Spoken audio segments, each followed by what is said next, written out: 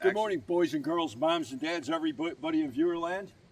This is Shaluka brother Marty. I'm back. And Marty, today we're going to talk about extension cords. But here you notice what's good about this cord. It's black. It's black and it's It's thick. It's thick and black. Yes. it's a beefy cord. It's Yeah. a 10 gauge wire in here that's running these outlets. So why is it good to have 10 gauge wire? Because it can produce more electric through it without heating up. So what do you think about your cord? Well, I thought this was okay, What, but what's wrong? It looks dirty. Is that bad?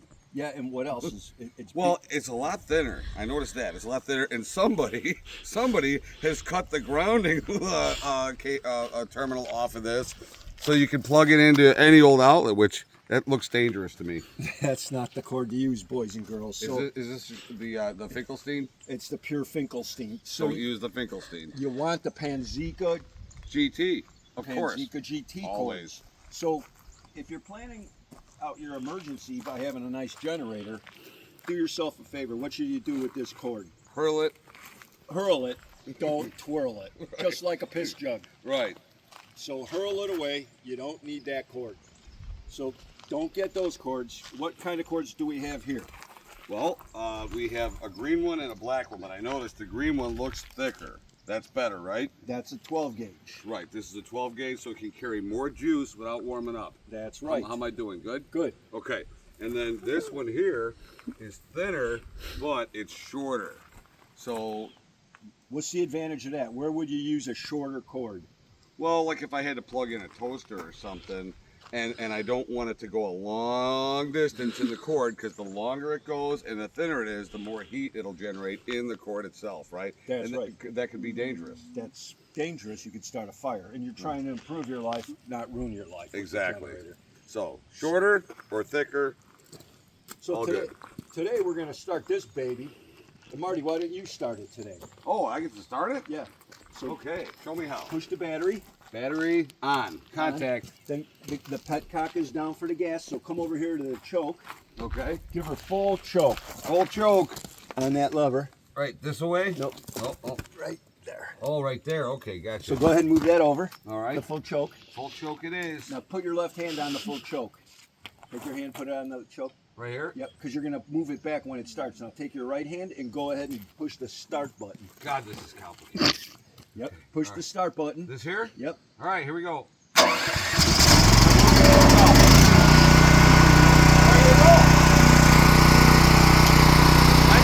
So if I didn't have a transfer switch or an interlock, and I wasn't hooking this up to that, and all I had was the window, you could run this through a window, close it on it, not all the way down to pinch the cord, put some towels there, and then you could run this in the house and plug in what you need to. Okay. But if you got an interlock, we've already demonstrated how to do that, so that's good. So we let it run for a minute or two, and then we take some kind of straw. So now go ahead and start the shop back. We let it run for a little bit. Start the shop back. Now shut it off and start it again. Do it like multiple times. That's like your electric appliance is starting and stopping. You still got exercise to do it like that a little. Now you hear the generator pick up what we're doing. Now we're just going to do the run with the back line. I do it again. See yourself.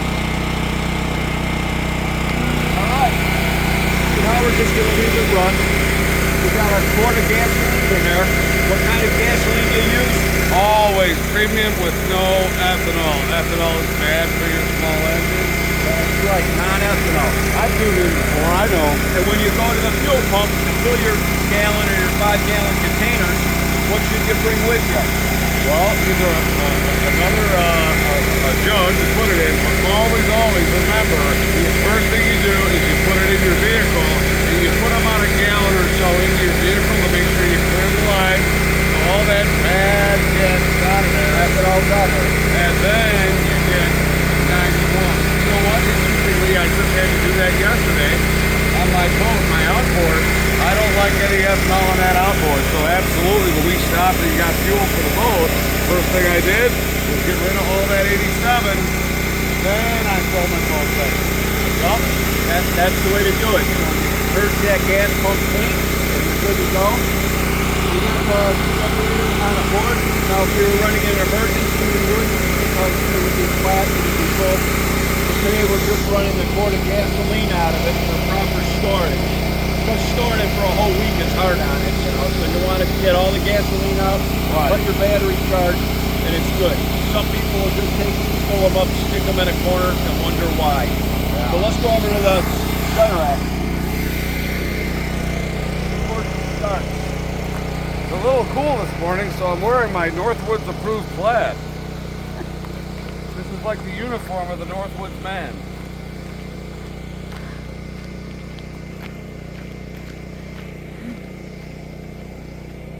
What do we have here, Marty? Oh, well, we have windows, it looks like. Oh, and lo and behold,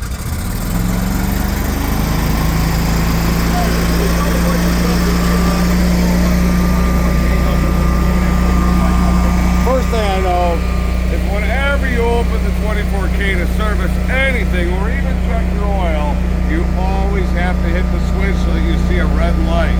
Otherwise, it'll rip your hands off. We don't want that. that'd be very bad. It'd be very bad if it ripped your hands And then off. you'd have a bleeding stump. Right. Shooting arterial blood against the wall. That would be bad.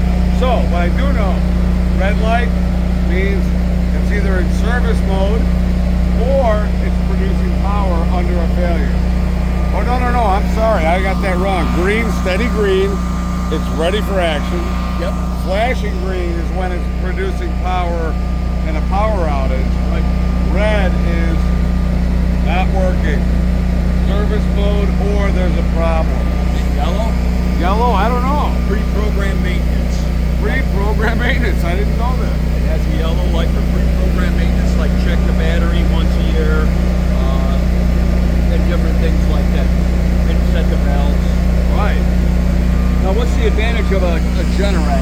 Because it has, Well, obviously, power by natural gas, which means I don't ever have to come out here and add gasoline to this while it's working, which could be dangerous, because we know guys who actually have blown themselves up doing that very thing, right? Yep. So this way you don't have to do that. And you have an uninterrupted supply of fuel, you don't ever have to worry about filling it up.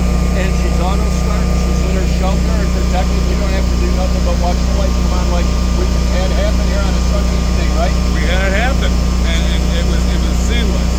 And the weather was perfect like this, but the drunk hit a telephone pole or something. That'll happen. So I'll put the power and this baby fired up, and away we went. The 24K will not let you down.